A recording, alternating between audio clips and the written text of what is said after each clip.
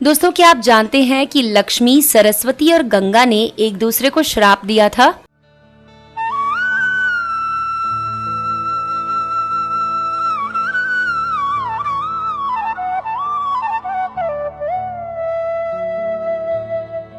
जी हाँ दोस्तों, आज हम आपको बताने जा रहे हैं पौराणिक कथा, जिसके अनुसार भगवान विष्णु की 3 पत्नियां लक्ष्मी, गंगा और सरस्वती। एक बार विष्णु जी ने गंगा के प्रति विशेष अनुराग और लगाव दिखाया, जिसके फल स्वरूप सरस्वती के मन में ईर्ष्या भाव उत्पन्न हो गया। सरस्वती तीनों पत्नियों के प्रति समान अनुरक्ति रखने के सिद्धांत की उपेक्षा करके गंगा के प्रति आसक्ति दिखाने के लिए विष्णु जी को खरी खोटी बातें सुनाने लगी। सरस्वती ने गंगा को भी आड़े हाथों लेकर दुर्वचन कहे। विष्णु जी पत्नियों के इस कलह को देखकर प्रसाद से बाहर चले गए। बिना कुछ कहे इस तरह पति के बाहर चले जाने से सरस्वती का क्रोध और भड़क उठा। गंगा के केश पकड़े और मारने को लपकी। लक्ष्मी ने बीच में आकर दोनों को शांत करने का प्रयास किया। इस पर सरस्वती ने लक्ष्मी को भी गंगा की सहायिका मानते हुए उनका अपमान किया और उन्हें बीच में आने के कारण वृक्ष हो जाने का श्राप दिया। इधर गंगा अपने कारण निरपराध लक्ष्मी को दंडित होते देखकर दुखी हो उठी। उन्होंने सरस्वती को भूतल पर नदी हो जाने का श्राप दे दिया। सरस्वती भी पीछे नहीं रही। उन्होंने भी गंगा को मृतक की अस्थियां ढोने वाली नदी बनकर पृथ्वी पर बहने का श्राप दे दिया। जब विष्णु अपने पार्षदों सहित लौटे तो उन्हें अपनी पत्नियों के कलह और श्राप का पता लगा। विष्णु जी ने लक्ष्मी की शांत वृत्ति, सहनशीलता, उदारता को देखकर केवल उसे ही पत्नी रूप में अपने पास रखना उचित समझा। विष्णु जी ने गंगा और सरस्वती को त्याग देने का निश्चय कर लिया।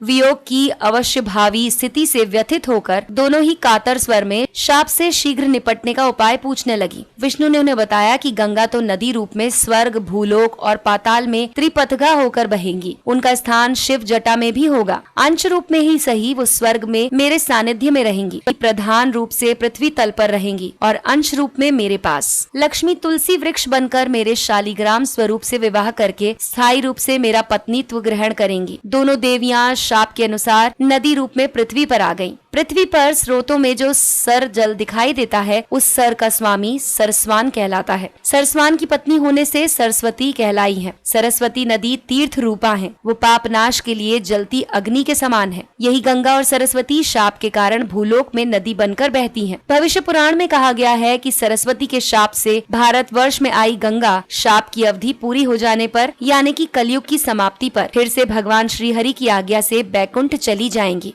दोस्तों, ये थी कहानी गंगा और सरस्वती की। कैसी लगी आपको हमें जरूर बताएं। हमारे वीडियो के कमेंट सेक्शन में लिखकर आप हमें अपनी राय बता सकते हैं।